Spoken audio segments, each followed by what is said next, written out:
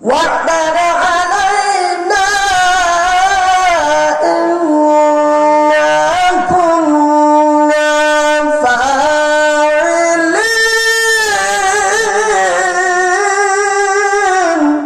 الله أكبر.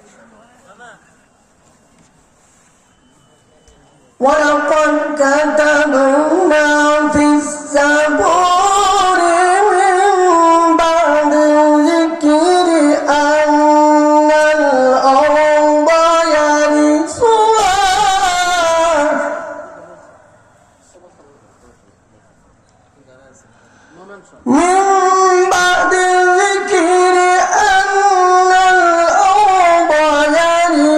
يَرِثُهَا عِبَادِيَ الصَّالِحُونَ